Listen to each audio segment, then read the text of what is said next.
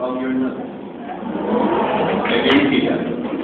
Love is wishing the best, doing the best, serving the best, giving the best to the object of your love. That's why you don't know what love is. That's the reason why you should never say, I love my chocolate cake. Makainin mo.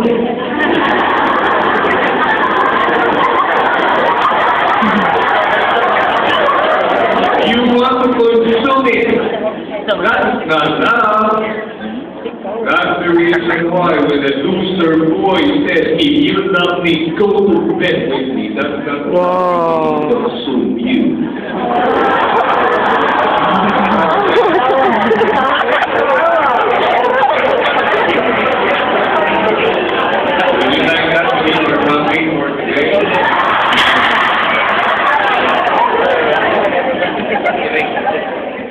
Never in any of my seminars will I ever tell my audiences, please have an open mind. I don't want you to have an open mind. Because if your minds are too open, your brains will fall out. I want you to think critically. The problem in our country is that people are not thinking critically. When people do not think, what happens? They mimic, they copy. Clichés are mistaken for nuggets of wisdom. Slogans now become philosophies in life. That's why Filipinos are idle, tamad, ayaw mag-aral, ayaw magbasa, ayaw mag-isip, gaya lang ng gaya. And then the problem is, sana yung mabubuti ang ginagaya, usually the basura that they are imitating. Mabuti pa nga yung mga Koreano sa mga Hapon, hirap na hirap sila sa English. Before they understand something, it has to be interpreted. Ang problema ng Pinoy, wala na kayong filtering system. When we watch movies, when we watch television, kung ano yung sinasabi at kinikilos diretso na sa utak at hindi natin kinokopya yung magaganda. Ang kinokopya natin lagi yung mga basura. Ang bibiwanin sa mga HIT.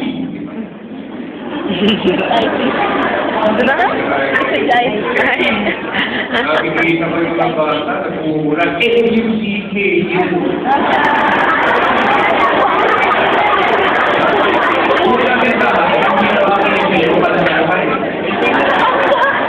Pangalawa, pinaligan ang nangyayari sila. No matter how good our command of the English language is, you and I are kaimangin, hindi tayo Amerikano. Never. That is the reason why. And I can share with you a couple of stories. I went on a tour and I gave seminars to our overseas Filipino workers. And I'll never forget what I learned in Fancis. I went there thinking that I would be there to teach them lessons. I left the place being taught by them. Number one, their lives are not easy. Do you know that it is not unusual for Filipinos to clean as many as 10, 12, 14 houses in a day? They don't work for one employer just like their Hong Kong counterparts. They work and charged by the hour. Living quarters, 15 square meters. I mean, my puesto in SM was many times bigger than theirs. Display lang naman yan ang aking produkto ng araw. Do you know how we take it back? They'll get a plastic palagana and then they'll stay in the middle and then they bring their tabo. And by the way, wherever Filipinos are, they bring their tabo with them. And then they will slowly and carefully pour water from the top of their head until it reaches the sole of their feet, and being careful not to spill the drop of water on the floor, because if it does, their French employer might give them hell. Many of our young, attractive Filipina workers have been raised molested and abused. Some of them filed charges against their employers, they won, but most of them prefer to remain silent because they don't have working papers. their lives are not easy. But when they get together, they are genuinely happy. That's very strange. One perspective I want you to understand it is this: huwag kang matakot sa adversity. Adversity and challenges and difficulties somehow strengthens us, produces the best out of us, depende naman, syempre, on how you respond. Adversity does not cause weakness. You know what causes weakness? Pleasure does. Today's pleasure is poured to pour. That's why there are so many losers who would jump from one bed to another, try different experiments, snap it in, inject it in, pop it in. And then one new experience today is a novelty, tomorrow it wears off. Do not be afraid of challenges, adversities, and difficulties, because those are meant to make us stronger. The next thing I learned from them is this: when they are together, they are genuinely happy. They can wait to listen to what I have to share with them. I have clients from the top 100 corporations in the Philippines. Yung one-day conference lamang sa Manila will cost them 10 million pesos. It is Steven Spielberg production fee. Dahil ngayon yung mga executives nila sa Boracay, they'll have them booked into Shangri-La Discovery Shores. Laki-laki na ginagastos, pero yung mga tao doon jaded na eh. Sanay na sila sa mga seminars. Habang sila yung nakikinig sa akin, ang utak nila, hindi pa makakatapos yung magsuswimming pa kami. The benefits are there, but they don't enjoy it. The third thing I've learned from them is this: all of them genuinely love their country. Every single one of them will say, sana naman, ayusin nila yung mamalakan ng ating bansa, because kahit malaki pinikita namin, there's no place like, so unlike many Filipinos I know. Pupunta sa Amerika, will stay there for about 3 years, pagbalik, hindi mo rin managalo. Balubulog sa paliging rich. Somebody said one guy who was living in the outskirts of General Santos City got a green card, went to America, stayed there for 5 years. By the time he came back, hindi lang sa hindi na marunong managalo, pati yung pangalan niya, pinalitan na niya.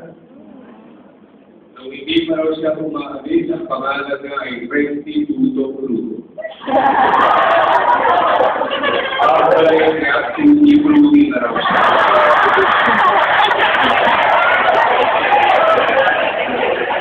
Leon Tambuban, pagbalik niya, Tiger Woods. Si Maria Natividad, pagbalik niya, Merry Christmas.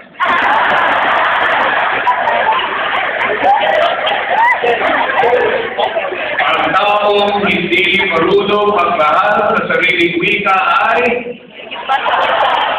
nagtatrabaho sa call center. Raise up your right hand. Everybody raise up your right hand. Good, good. Top the shoulder person to your right. Look at that person and say, mahalin mo ang iyong bata. Raise up your hand. Top shoulder person to your left.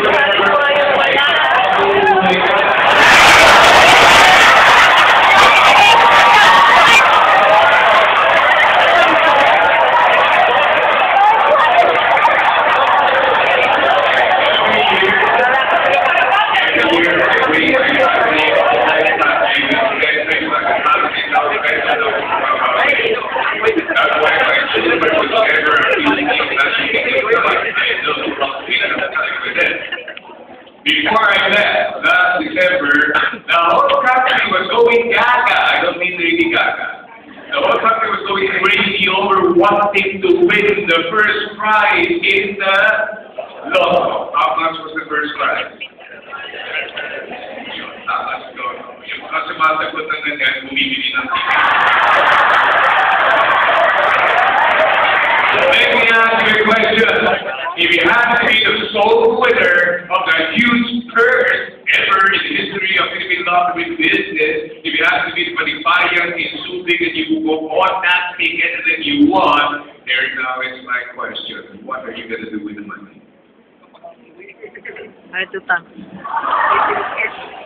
The budget is not enough. What are you going to do with the money? I'm asking. Have you ever thought about this? What are you going to do with the money?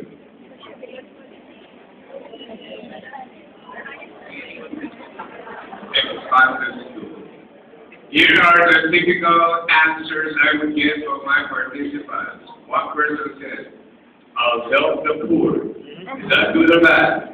Another one says, I'm going to give to charity. Good or bad? Good. Another one says, I will give 10% to the church. Is that good or bad? Good. Anong tawag doon? Tithes. Another one says, I'm going to give 50% to the church. Is that good or bad? What businessman listening, he says, I'll buy the church.